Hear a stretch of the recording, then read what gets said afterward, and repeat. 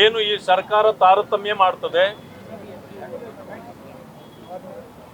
ಇಡೀ ರಾಜ್ಯದಲ್ಲಿ ಕಾನೂನು ಸುವ್ಯವಸ್ಥೆ ಹಾಳಾಗಿದೆ. ಗವರ್ನರ್ ಆಫ್ ಕರ್ನಾಟಕ ಕೆಲವರಿಗೆ ಸುಣ್ಣ ಕೆಲವರಿಗೆ ಬೆಣ್ಣೆ ಇಡ್ತಕ್ಕಂತ ಕೆಲಸವನ್ನ ಈ ಕಾಂಗ್ರೆಸ್ ಸರ್ಕಾರ ಮಾಡ್ತಿದೆ.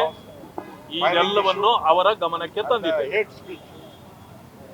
ಕೋಗಿಲು ಡೆಮಾಲಿಷನ್ ವಿಚಾರದಲ್ಲಿ ಮಾನ್ಯ ಶಾಸಕರಾಗಿರ್ತಕ್ಕಂಥ ವಿಶ್ವನಾಥ್ರವರು ಸತ್ಯ ಶೋಧನಾ ಸಮಿತಿಯನ್ನ ರಚನೆ ಮಾಡಿ ಅವರ ನೇತೃತ್ವದಲ್ಲಿ ಅಲ್ಲಿ ನಡೆದಿರ್ತಕ್ಕಂಥ ಘಟನೆಗಳನ್ನ ಪಟ್ಟಿ ಮಾಡಿ ಅದನ್ನು ಕೂಡ ಮಾನ್ಯ ರಾಜ್ಯಪಾಲರಿಗೆ ತಲುಪಿಸುವ ಕೆಲಸವನ್ನ ಮಾಡಿದೆ.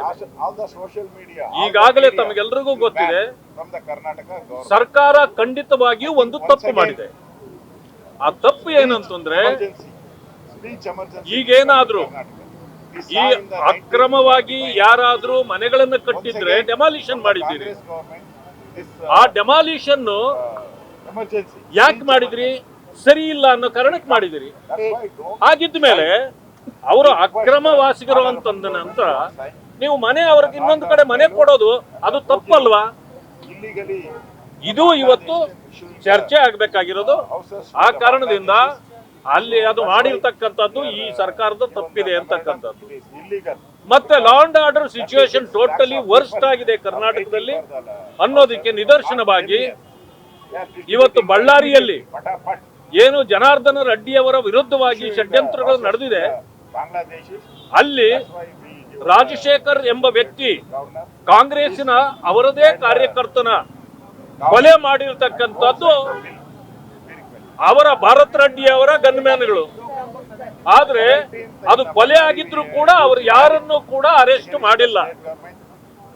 ಅಲ್ಲಿ ಕೊಲೆಗೆ ಅರೆಸ್ಟ್ ಮಾಡದೆ ಅದೇ ಹುಬ್ಬಳ್ಳಿಯಲ್ಲಿ ಒಂದು ಹೆಣ್ಣು ಮಗಳು ಅವಳ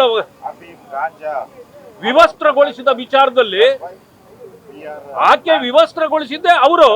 ಮತ್ತೆ ಅವರ ಮೇಲೇನೆ 109 ಕೇಸ್, 109 ಅದು ಮೊದಲು 307 ಇತ್ತು, ಈಗ ಅದು 109 ಆಗಿದೆ. ಅಂದ್ರೆ ಕೊಲೆ ಪ್ರಯತ್ನ ಅಂತ, ಕೊಲೆ ಯತ್ನ ಅಂತೇಳಿ. ಆದ್ರೆ ಆಕೆ ಏನೂ ಮಾಡದೆ 109, ಇಲ್ಲಿ ಕೊಲೆ ಆದ್ರೂ ಕೂಡ ಇದುವರೆಗೂ ಅವರ ಮೇಲೆ ಕೇಸು ಇಲ್ಲ ಮತ್ತೆ ಅರೆಸ್ಟು ಇಲ್ಲ. ಎಂತ ವಿಚಿತ್ರವಾದ ಧೋರಣೆಯನ್ನ ಈ ಸರ್ಕಾರ ಹೊಂದಿದೆ ಅಂತಕ್ಕಂಥದ್ದನ್ನ ಭರತ್ ರೆಡ್ಡಿ ಅವರು ನಿಂತು ಹೇಳ್ತಾರೆ, 5 ನಿಮಿಷದಲ್ಲಿ ನಾನು ಜನಾರ್ದನ ರೆಡ್ಡಿ ಅವರ ಮನೆಯನ್ನೆಲ್ಲ ಸುಟ್ಟು ಬಿಸಾಕ್ತೇನೆ. ಇದು ಹೇಟ್ ಸ್ಪೀಚ್ ಅಲ್ವಾ? ಹೇಟ್ ಸ್ಪೀಚ್ ಬಿಲ್ ತಂದಿದ್ದೀರಿ, ಆದ್ರೆ ಅವರ ಮೇಲೆ ಕ್ರಮ ಯಾಕಿಲ್ಲ? ಇವತ್ತಲ್ಲ ನಾಳೆ ಆದ್ರೂ ಸರಿ ಅವರನ್ನು ಮುಗಿಸೋವರೆಗೂ ನಾನು ನಿದ್ದೆ ಮಾಡಲ್ಲ ಅಂತ ಹೇಳಿ ಒಬ್ಬ ಶಾಸಕ ಮಾತಾಡ್ತಾನಂದ್ರೆ ನೀವು ಕೇಸ್ ಹಾಕ್ಬೇಕಾ ಬೇಡ? ಈ ರೀತಿ ಅವರ ಮೇಲೆ ಕೇಸೇ ಇಲ್ಲ. FIR ಹಾಕಿದ್ದೆಲ್ಲಾನು ನಮ್ಮ ಕಾರ್ಯಕರ್ತರು, ನಮ್ಮ ನಾಯಕರ ಮೇಲೆ, ಅವರ ಮೇಲೆ ಏನೂ ಇಲ್ಲ. ಈ ರೀತಿ ಅವರಿಗೆ ಬೇಕಾದವರನ್ನ ಬಿಡಿಸಲಿಕ್ಕೆ ಅಥವಾ ತಪ್ಪಿಸಲಿಕ್ಕೆ ಏನ್ ಮಾಡಬೇಕು ಆ ಕೆಲಸವನ್ನು ಮಾಡ್ತಾರೆ. ಇನ್ನೊಂದು ಕಡೆ ನಮ್ಮ ಕಾರ್ಯಕರ್ತರು, ಮುಖಂಡರನ್ನ ಯಾವ ರೀತಿ ಶಿಕ್ಷೆ ಕೊಡಬೇಕು ಅನ್ನೋದ್ರ ಬಗ್ಗೆ ಯೋಚನೆ ಮಾಡ್ತಾರೆ. ಆ ರೀತಿಯ ಸರ್ಕಾರ ಮಾಡ್ತಾ ಇರ್ತಕ್ಕಂಥದ್ದು ತಪ್ಪು. ಆದ್ರಿಂದ ಹೇಟ್ ಸ್ಪೀಚ್ ಬಿಲ್ ಅನ್ನ ನೀವು ಯಾವುದೇ ಕಾರಣಕ್ಕೆ ಒಪ್ಪಬಾರದು ಅಂತಕ್ಕಂಥ ಡಿಮ್ಯಾಂಡ್ ಅನ್ನ ಹೇಳಿದ್ದೇವೆ.